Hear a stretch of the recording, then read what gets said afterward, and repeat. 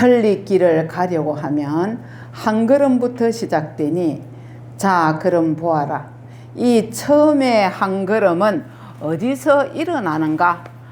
자, 집을 지을 때 맨 처음에 벽돌을 하나 탁 벽돌집을 짓는다 치면 벽돌을 맨 처음에 하나를 놔야 시작이 되잖아요. 그럼 그 하나의 벽돌이 없으면 집이 지어지겠습니까? 안 지어져요.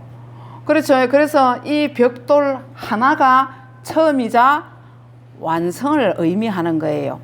우리가 초발심시변정각이라는 말이 있어요. 초발심시변정각. 내가 부처가 돼야지 하고 시작한 마음, 그 마음에 이미 부처의 완성된 부처가 바로 그 자리에 있다, 그런 뜻이에요.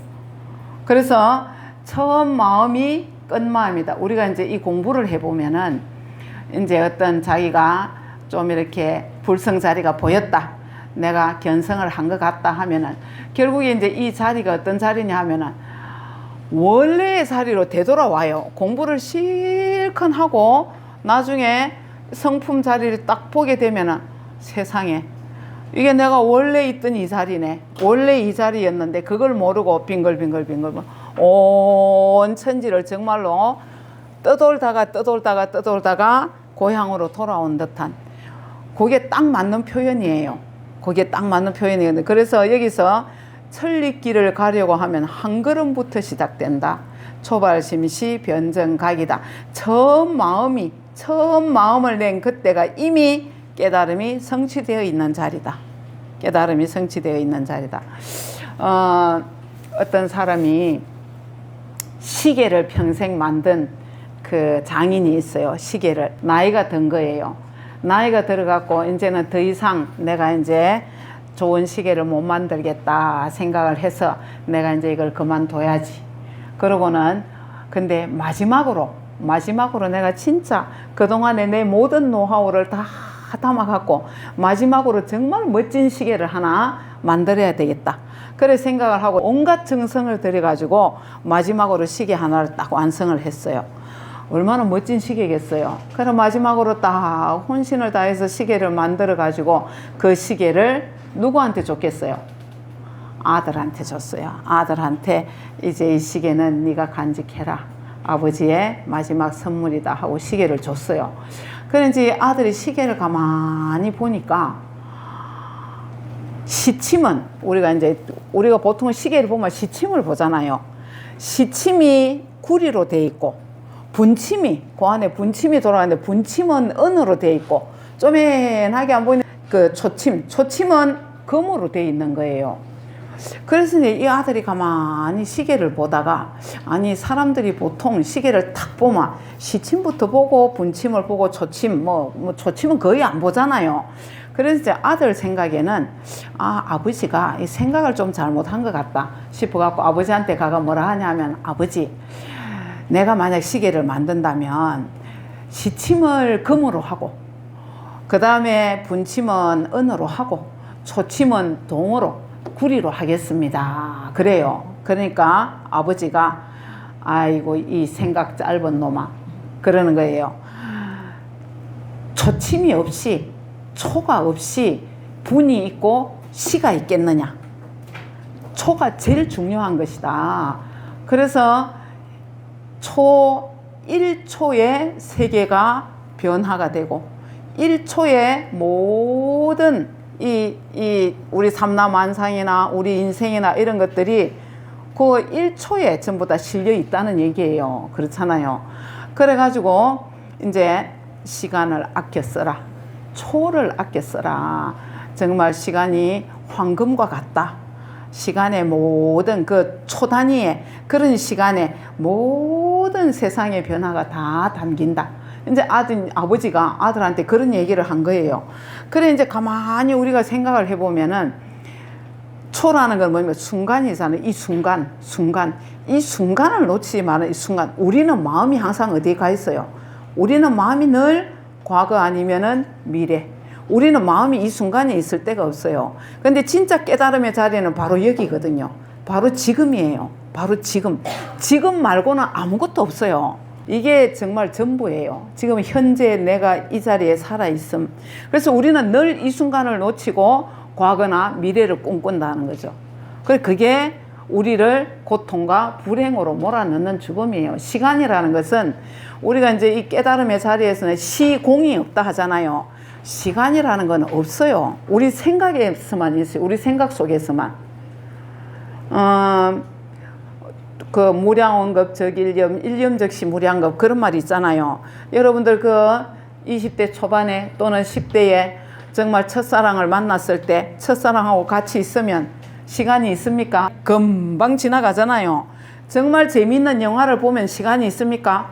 금방 언제 지나갔는지 시간이 지나가잖아요. 시간이란 없어요. 시간이라는 건 없고 내 생각 속에서만 있고 지금 이 순간밖에 없어요. 그래서 이제 초발심시 변전각이라는 말이 그런 뜻도 내포를 하고 있는 거예요. 지금 이 순간이 전부다. 그 다음에 이제 깨달아야지 하고 내는 마음 깨달아야지. 나 성불해야지. 견성해야지. 첫 마음이 끝 마음이다. 첫 마음, 그 생각이 일어나는 그 자리가 이미 완성되어 있는 자리예요. 옛 사람이 말하기를 가다가 물길이 닿은 곳에 이르면 앉아서 구름이는 그때를 바라본다. 이것이 이제 중국의 왕류라는 사람, 종남벼럽이라는 시에 나오는 시의 한 구절이에요. 가다가 물길이 닿은 곳에 이르면, 물길이 닿은 곳에 이르면 어디겠어요? 앉아서 구름이 있는 그때를 바라본다. 물길, 막 끊임없이 물은 흘러가잖아요. 소리를 내면서 부딪히면서 막 흘러가죠. 이 물길은 우리의 번뇌망상, 우리의 번뇌망상 생각, 이런 번뇌망상이 닿은 곳에 이르면 앉아서 구름이 있는 그때, 우리가 이제 이 불교에서 깨우침이라는 거는 뭐냐 하면은 늘 생각과 번뇌에 찌들어 있던, 그래서 번뇌를 딱 떨치고 다시 번뇌를 떨친다는 것은 깨친다는 얘기잖아요. 그래서 그 깨우침을 얻고 나면은 다시 부활의 삶을 산다. 그것이 이제 구름이 있는 그때를 유유자적하게 바라본다. 그런 뜻입니다. 경허선사의 오도송을 보면은 경허 스님의 시자가 하나 있었어요. 동원 스님이라고, 동자성 동원 스님이라고 했었는데 그 스님의 아버지가 처사 이처사라고, 그 스님의 아버지가 도인이었어요. 그래 이제 깨달은 분이었는데 어느 날 경허 스님의 사제 스님이고 동원 스님의 은사였던 그 항명 스님이라고 계셨어요. 어느 날 항명 스님이 마을에 내려갔다가 이처사를 만난 거예요. 그래 이제 이처사가 도인이다 소리를 듣고 이제 이처사를 이제 만나서 몇 마디 이제 좀 차담이라도 나누어야지 하고 만났는데, 이처사가 뭐라 하냐 하면은, 아이고 출가를 해서 스님이 되었으면 머리를 깎았으면은 열심히 정진을 해야 다음 생에 소의 몸을 받지 않습니다. 스님이 돼가 제대로 공부를 못하면은 소가 됩니다. 우리 이제 불가에 그런 얘기가 있어요. 소가 되어갖고 시주물 은혜를 이제 막 죽도록 갚아야 된다는 그런 얘기가 있거든요. 그런데 이처사가 그 얘기를 하니까 이 항명 스님이 가만히 있다가, 예, 그렇지요. 저희들이 출가를 해서 이 마음자리를 못 밝히면 우리는 소가 돼가지고 정말 얼마나 다음 생에 이 시주의 은혜를 갚아야 될지 모르겠습니다. 하니까 이처사가 뭐라 하냐 하면은, 아니 스님이 돼가지고 사문이 돼가지고 그렇게밖에 대답을 못 하겠습니까?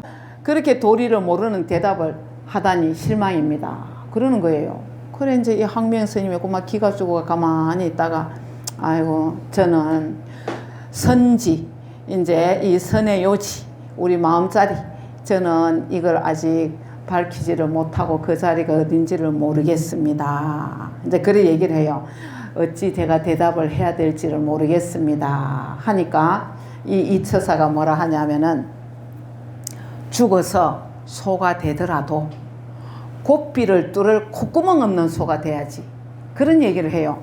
곱비 뚫을 콧구멍 없는 소가 되어야지요. 근데 그러니까 이 항명 스님이 도대체 모르겠는 거예요. 그 말이 뭔 뜻인지를. 아니 콧구멍 그 곱빗도로 콧구멍 없는 소라니 그게 도대체 뭔 말인가 한참 생각을 하다 도저히 대답을 못했어요. 대답을 못하고 이제 다시 동학사로 가갖고 경허 스님한테 저녁에 이제 경허 스님한테 가갖고 스님 제가 오늘 마을에 갔는데 이 처사라는 사람하고 이렇게 차담을 하다가 이런 얘기를 들었습니다 하고 이제 막 얘기를 다 했어요. 낮에 만났던 얘기를. 그래 이제 이 처사가 아니 소가 되더라도 곱빗뚫을 콧구멍 없는 소가 되어야지 그런 말을 했는데 제가 그 말을 모르겠습니다 하니까 그 말에 경허 스님이 탁 깨닫는 거예요. 경허 스님이 그 말에 확 깨달았어요.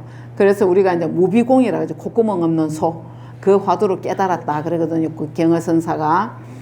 그래 이제 이 경허 선사가 그때 깨닫고 난 뒤에 쓴 오도송이 뭐냐 하면은 오도송이 호련히 어느 사람이 소 콧구멍 없다는 말을 듣고 삼천대천 세계가 내 집인 줄 알았네. 그런 오도송을 써요. 그 다음에 6월 연암산 아래 덜 사람 일 없이 태평가를 부르노라.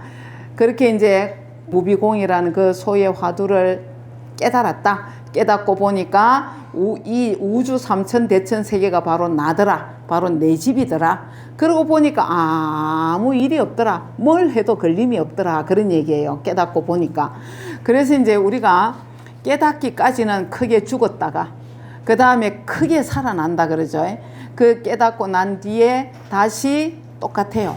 똑같이 살아요. 똑같이. 우리가 이제 뭐 저 사람 도인이다 했는데 도인은 가만히 보면은 아유 도인이 뭐 다른 것도 없네. 도인이 똑같네. 똑같이 화도 내고 똑같이 뭐 놀기도 하고 똑같이 그렇게 실망도 하고 뭐 도인이라고 해서 다른 거 없네 싶지만은 이미 도인은 이 생각이 달라요.